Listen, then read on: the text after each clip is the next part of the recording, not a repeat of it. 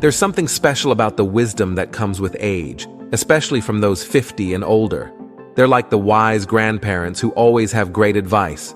One gentleman, who's 60 years young, recently shared some eye-opening insights. He pointed out that acquiring new money skills as you age can indeed be quite a challenge. As we age, it's not just about learning. It's also about unlearning old habits and beliefs that have been with us for years. The same goes for our finances. To build real wealth, you've got to challenge the norm and let go of those sneaky money habits that are holding you back. In this video, we're delving deep into the worst money habits you need to toss aside for good. Trust me, this can be a game changer. So, do us a favor and hit that subscribe and like button. Join us on this journey to financial freedom. It's like getting advice from your wisest grandparent, and you won't want to miss it. Let's explore the first bad habit: asking for discounts like you're Mr. Burns. Some financial experts, like Dave Ramsey, teach the idea that asking for discounts is a smart money move. They say it can save you money, but not everyone agrees with this advice. Here's an example. If I want to connect with someone, I might choose to buy one of their products or services at the full price. Why? Well, it has a few benefits.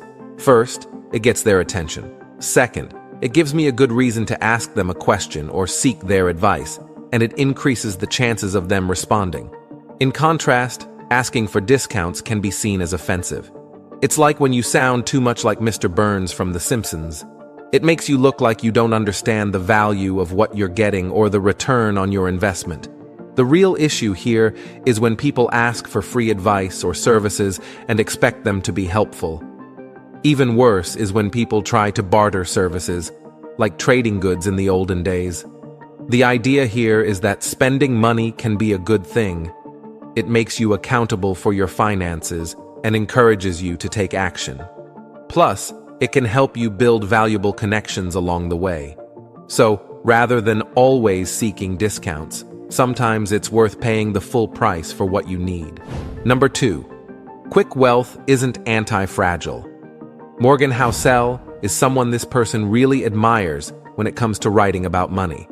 They pay close attention to what he says and respect his wisdom. One valuable lesson Morgan shares is about the speed of making money. While making money quickly has its advantages, it can also make your wealth fragile. When you get rich too fast, your ego can grow, and you might think you're invincible. However, the faster you make your wealth, the quicker you can lose it. Morgan also highlights an important point. The faster you make wealth, the higher the chance that it's mostly luck, which can disappear just as quickly. Some rich people might appear smart, but might have been lucky and not even realize it. It's essential to distinguish between luck and sustainable wealth, which often comes from skill, consistent effort, and smart financial habits over time, like investing in the stock market. So, it's better to build your wealth steadily and wisely, rather than relying on fast, potentially fragile gains that could disappear in challenging times. Number 3, running from boredom. Society often discourages boredom because it can lead to deep thinking and a desire to break free from the usual routine. A friend named Dickie makes an important point. Your income is directly connected to your willingness to do repetitive, monotonous work for extended periods. In other words, getting rich involves doing a lot of boring stuff. You'll encounter repetition and learn the same lessons over and over again. Many people don't get wealthy because they expect it to be exciting and filled with fun distractions. For the person sharing this, their daily routine starts early at 6 a.m., which isn't always their ideal time, and they tackle lots of emails, often more than 1,000 in a single day. It's not about having fun, it's part of the work. The advice here is to put down your phone and step away from constant entertainment like YouTube and podcasts. When you embrace some boredom, you might discover the value of repetition. It's this repetition that can lead you to wealth. Number 4, thinking doctors, lawyers, and engineers have the highest paid careers. Sometimes our family's beliefs can be frustrating. In this case, the person's family thinks that the only path to wealth is by becoming a college-educated doctor, lawyer, or engineer. But the person strongly disagrees with this narrow view. They believe that college often teaches us to value these professions and to believe in their importance. To break free from this mindset, they encourage us to unlearn the ideas that have been ingrained in us, disconnect from the marketing campaigns that promote these professions, and essentially reject the concept of being an alumnus of these institutions. In reality, the person shares a different truth. If you want to become wealthy and take control of your future, starting a business is one of the best ways. You don't need to be a natural business talent.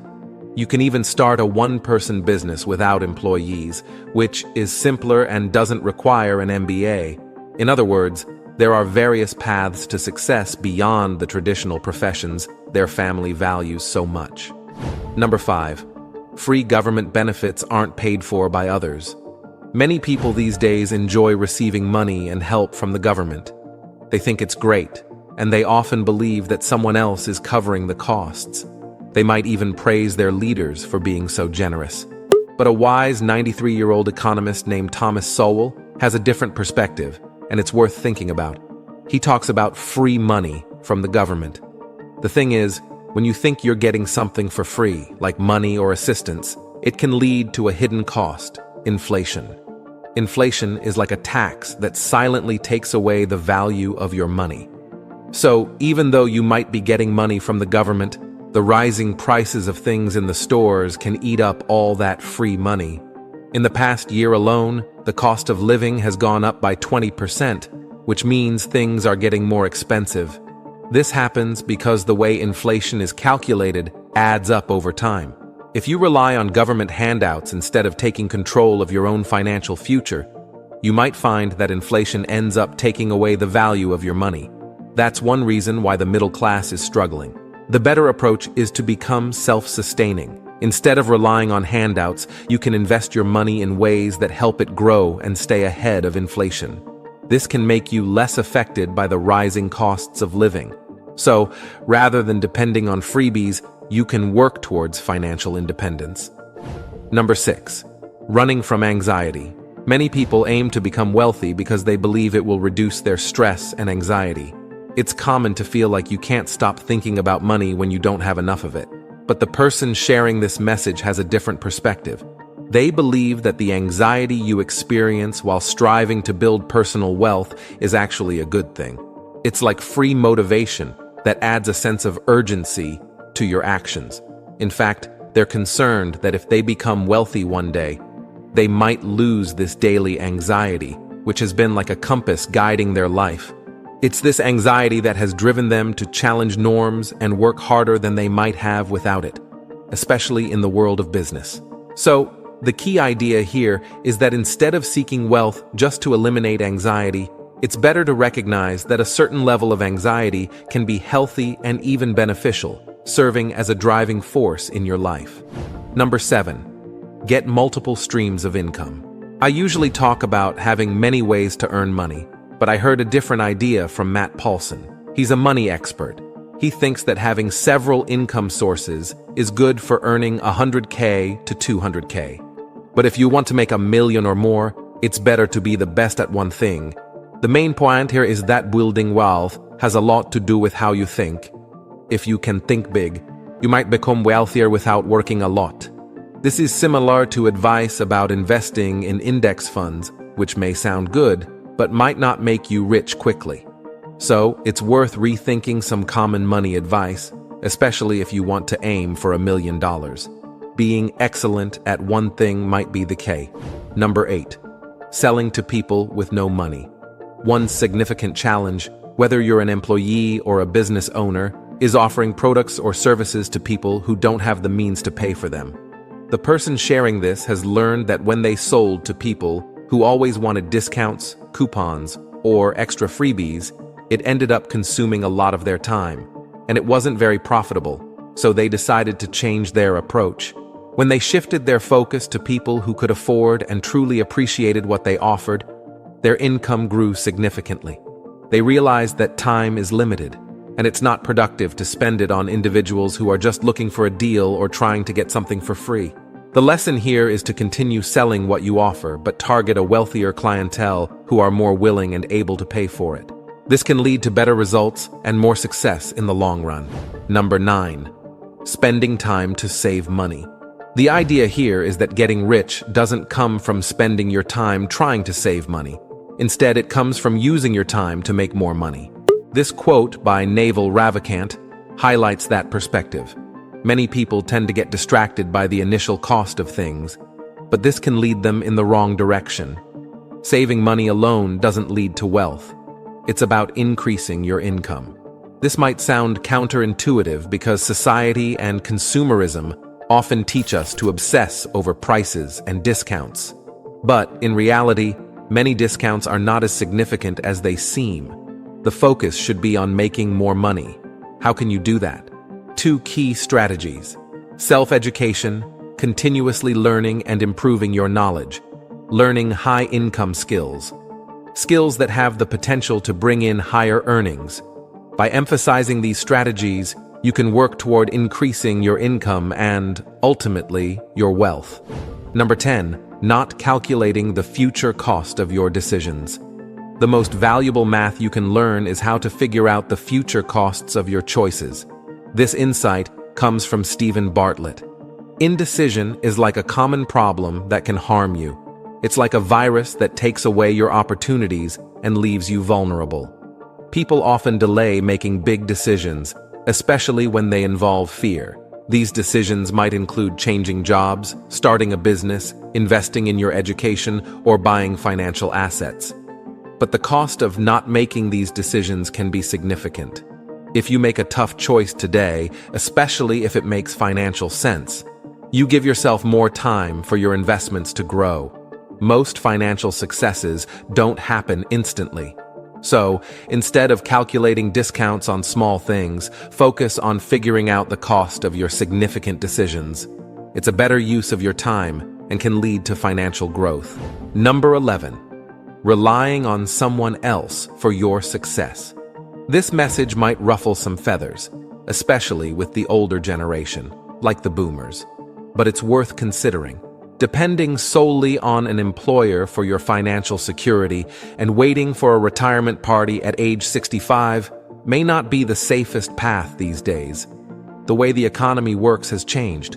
Keeping employees on the payroll just for the sake of it doesn't always make sense anymore. Thanks to high-speed internet, we now have the possibility of just-in-time services and remote work. The biggest risk to your success is finding yourself laid off or stuck without a job during a recession, along with millions of others. A job often means you're paid less than the value of your time because, in capitalism, employers need to make a profit from your work. This doesn't mean jobs are bad, but it highlights that there are 2 options: having a job while also having a side hustle and multiple streams of income. Starting your own business. For most people, the first option might be the way to go. But those who rely solely on their jobs without any backup are in a risky position. The key message here is to aim for more control over your time, work, and income, even if it's challenging. It's about taking charge of your financial future. Number 12. To become wealthy, you need a healthy level of motivation. A common problem people have is not knowing their purpose or why they want to become wealthy. The person sharing this message used to be in that position too, but not anymore. The easiest way to stay motivated to build wealth is to have someone you deeply care about in mind. For the person sharing this, it's their 11-month-old daughter. Whenever they lack the motivation to make money, they think about her. They envision her future, including her college education, travel plans, shoes, and birthday celebrations. This brings laser-focused motivation. Their goal for wealth is to provide well for their daughter. Their financial success will directly impact her life until she's an adult, so they feel a strong responsibility to do their best for her. Thinking about this reality brings out deep emotions, and they're willing to do anything for their daughter. The key message is to find your own why, the reason that truly matters to you, and then fully commit to it. It can be a powerful motivator on your path to success. Thanks for watching. Don't forget to like, share, and subscribe so you don't miss an upload and you can enjoy the excellent content I send your way.